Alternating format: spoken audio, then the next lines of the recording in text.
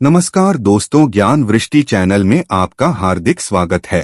प्यारे मित्रों, आज हम आप सभी के लिए एक प्राचीन कथा लेकर आए हैं। जो भी इस प्राचीन कथा को विस्तार पूर्वक और ध्यान से सुनेगा उसे स्कंदमाता लंबी आयु और संतान सुख की प्राप्ति के साथ उसे ज्ञान की प्राप्ति और सौभाग्य का आशीर्वाद प्रदान करेंगी। कथा को आरंभ करने से पहले कमेंट बॉक्स में जय स्कंदमाता लिखना ना भूले। साथ ही चैनल को सब्सक्राइब और वीडियो को लाइक करना ना भूले ताकि आप हमारी प्राचीन कथाओं से जुड़े रहे। नवरात्रि के 5वें दिन स्कंदमाता की पूजा की जाती है। स्कंदमाता देवी दुर्गा का 5वां अवतार है। स्कंदमाता का नाम 2 शब्दों से मिलकर बना है, स्कंद व माता। इसका अर्थ होता है स्कंद की माता। स्कंद का अर्थ है कार्तिकेय, जो भगवान महादेव और माता पार्वती के पुत्र हैं। माता का अर्थ है माँ, और इसी प्रकार स्कंदमाता माता पार्वती का ही एक रूप है। माँ स्कंदमाता की 4 भुजाएं हैं। माँ एक हाथ में कार्तिकेय को पकड़े हुए हैं और उनके दूसरे व तीसरे हाथ में कमल का पुष्प है। अपने चौथे हाथ से स्कंदमाता अपने भक्तों को आशीर्वाद देती हैं। स्कंदमाता की सवारी एक शेर है। स्कंदमाता विशुद्धि चक्र की अधिष्ठात्री देवी हैं। विशुद्धि चक्र हमारे गले के उभरे हुए भाग के ठीक नीचे स्थित होता है। माँ स्कंदमाता की सच्चे मन से पूजा करने से विशुद्धि चक्र जागृत हो जाता है, जिससे वरी की सिद्धि प्राप्त होती है। माँ स्कंदमाता का वाहन मयूर भी है, इसलिए इन्हें मयूर वाहन के नाम से भी जाना जाता है। उनका वर्ण यानी त्वचा का रंग शुभ्र है। माता हमेशा कमल पर विराजित हैं और इसलिए वह पद्मासना देवी के रूप में भी पूजी जाती हैं। माँ स्कंदमाता का मन पूर्ण रूप से लौकिक और सांसारिक संबंधों से दूर रहता है। स्कंदमाता का पूजन करने वाले व्यक्ति और जीव मुख्यतः सांसारिक बंधनों में रहकर भी उनसे मुक्त होते हैं। माँ दुर्गा के स्कंदमाता अवतार की कथा। माता सती द्वारा अपना देह त्यागने के बाद भगवान शिव ने खुद को सजा देने के लिए स्वयं को सांसारिक बंधनों से दूर कर लिया और एक तपस्वी के रूप में पहाड़ों के बीच कड़ी सर्दी में तपस्या करने चले गए। इसी दौरान तारकासुर और सुरपद्मन नाम के 2 राक्षसों ने देवताओं पर हमला कर दिया। उस वक्त देवताओं की मदद करने के लिए कोई नहीं था।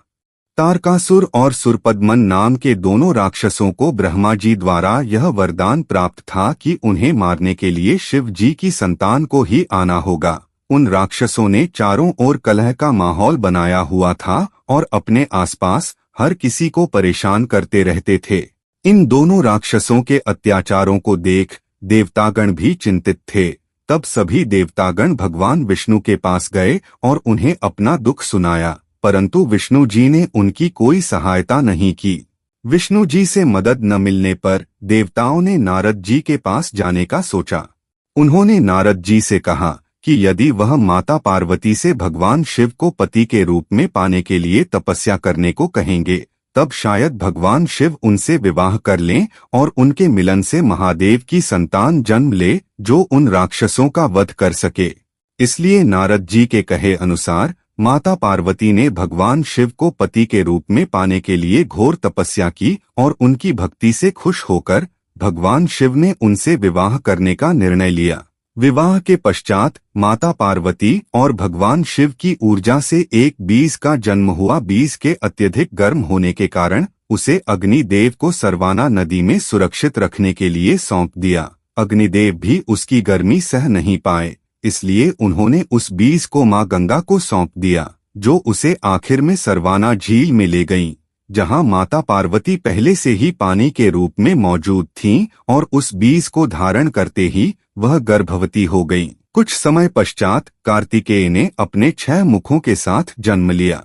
कार्तिकेय के जन्म के बाद उन्हें तारकासुर और सुरपद्मन का विनाश करने के लिए तैयार किया गया। सभी देवताओं ने मिलकर उन्हें अलग अलग तरीके का ज्ञान दिया और राक्षसों से लड़ने के लिए उन्हें महत्वपूर्ण शस्त्र भी दिए। आखिर में कार्तिकेय ने सभी राक्षसों का वध कर दिया। इसी कारण माँ दुर्गा को स्कंदमाता यानी कार्तिकेय की माता के रूप में जाना जाता है।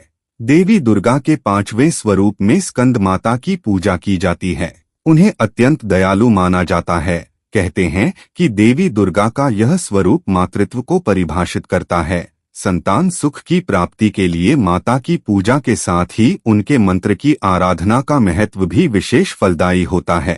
प्यारे मित्रों, माता की पूजा करते समय इस मंत्र का उच्चारण जरूर करें। ओम देवी स्कंदमाताय नमः, अर्थात ओमकार स्वरूपी स्कंद माता, जो कि अपने भक्तों की समस्त इच्छाओं को क्षण भर में पूर्ण कर देने वाली माता के चरणों में बारंबार नमस्कार है। स्कंद माता की उपासना से बाल रूप स्कंद भगवान की उपासना स्वयं हो जाती है। मां स्कंद माता की उपासना से उपासक की समस्त इच्छाएं पूर्ण हो जाती हैं।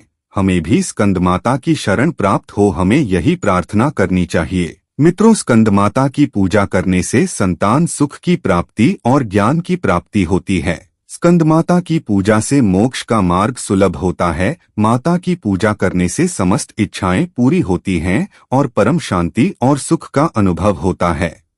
प्यारे मित्रों, अगर आपको स्कंद माता की यह कथा अच्छी लगे तो हमें कमेंट करके जरूर बताएं। साथ ही चैनल को सब्सक्राइब, वीडियो को लाइक और वीडियो को अपने मित्रों में शेयर करना ना भूलें।